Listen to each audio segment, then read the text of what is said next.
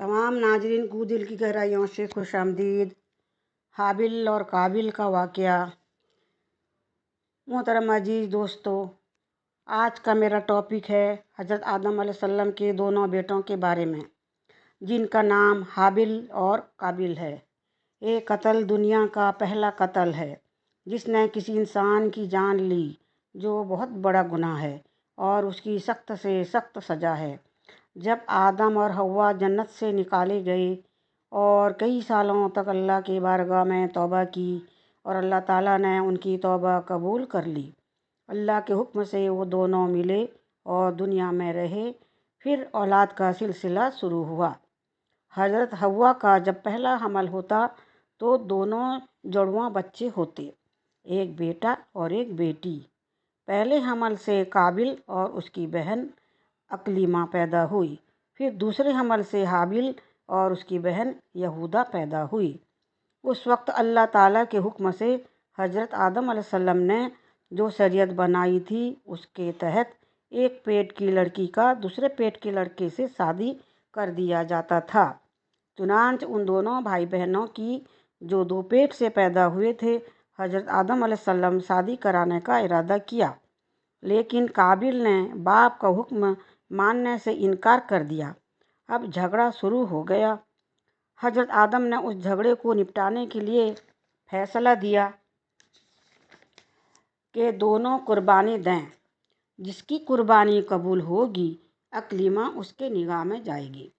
उस ज़माने में कुर्बानी देने का तरीका ये था कि जब दो आदमी आपस में लड़ते थे तो वो दोनों अपनी अपनी कुर्बानी पहाड़ पर रख देते थे। आसमान से एक आग आती थी और जो हक में होता था उसकी कुर्बानी को कबूल कर लेती थी। तब दोनों भाई इस फैसले को राजी हो गए। हाबिल ने एक मोटा सा मेंढा लाया और काबिल ने एक टुकड़ा गेहूं ले जाकर रख दिया। खुदा की कुदरत से एक आग आसमान से आई और हाबिल की कुर्बानी की तरफ गई और उसे कबूल कर लिया। हाबिल की कुर्बानी का कबूल होना ही था कि काबिल के दिल में जलन और हसद बढ़ गया। उसने हाबिल को धमकी दी कि मैं तुझे जान से मार दूंगा। हाबिल ने कहा, मेरा क्या कसूर है, मैं तो हक पर हूँ। अल्लाह ताला के हुक्म से मेरी कुर्बानी कबूल हुई। उस पर भी अगर तू मुझे मारना चाहता है तो मैं क्या कर सकता हूँ। फिर काबिल ने एक पत्थर उठाया और हाबिल के सर पर दे मारा और बेचारा भाई शहीद हो गया। काबिल ने बहुत बड़ा गुनाह किया था। काबिल हाबिल की लाश को कुछ दिनों तक उठाए लिए फिरता था। उसके समझ में नहीं आ रहा था कि इस लाश का क्या करूं और लोगों की नज़रों से कैसे छुपाऊं। एक दिन अल्लाह का हुक्म ऐसा हुआ कि परेशान हाल काबिल की नज़र के सामने दो कौवे आकर लड़ने लगे। लड़ते लड़ते एक कौवा दूसरे कौवा को मार डाला। मारने के बाद अपने पंजों से ज़मीन खोदी और मरे हुए कौवे को उसमें गाड़कर पंजों से मिट्टी बराबर कर दिया। काबिल अपनी आँखों से ये मंजर देख रहा था। सोचने लगा, मैं इन कौवे से भी गए गुजरा हूँ कि भाई की लाश को कंधे में लिए लिए फिरता हूँ। फिर उसने ज़मीन खोदी और भाई के लाश को ज़मीन में गाड़ दिया और मिट्टी बराबर कर दिया।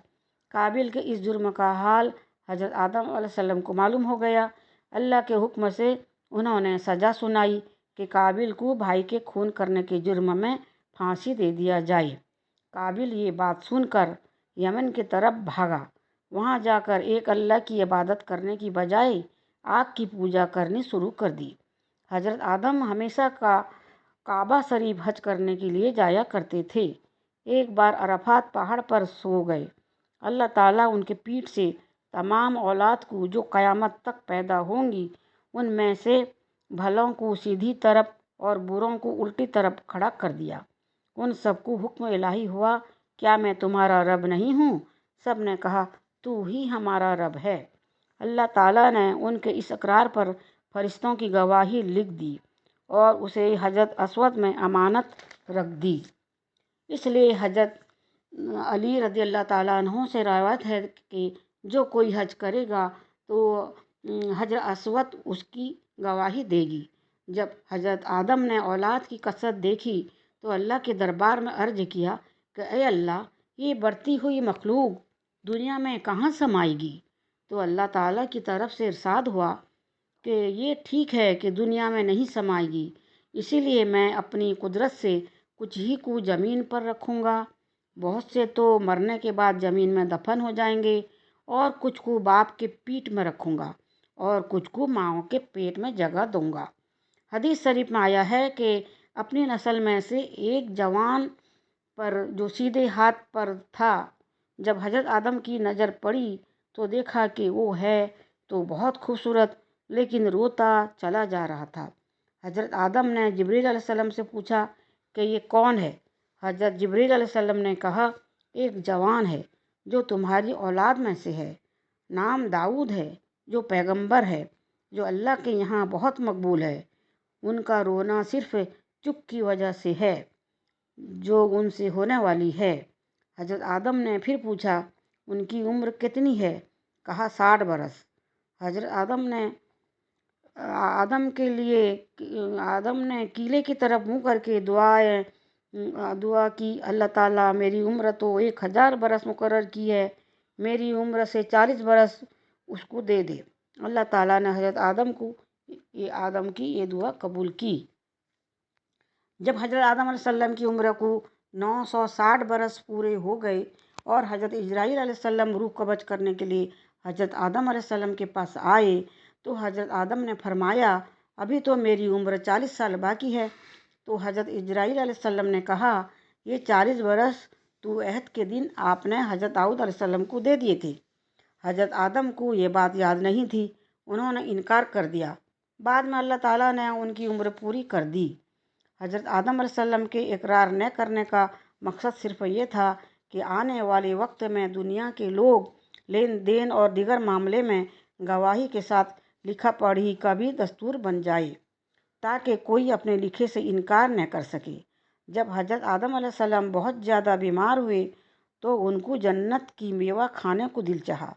انہوں نے اپنی اولاد سے کہا مجھے جنت سے میوہ لا کر دو، مجھے بڑی خواہش ہے جنت کی میوہ کھانے کی۔ وہ جب باہر نکلے تو دیکھا حضرت جبرائیل علیہ السلام کی کئی فرشتے اور جنت سے کفن اور خوشبو ساتھ میں لے کر آئے ہیں۔ حضرت آدم کے اولاد نے آدم کی خواہش کا ذکر کیا تو حضرت جبرائیل صلی اللہ علیہ وسلم نے کہا ہم اس لیے آئے ہیں کہ ان کی خواہش پوری کی جائے۔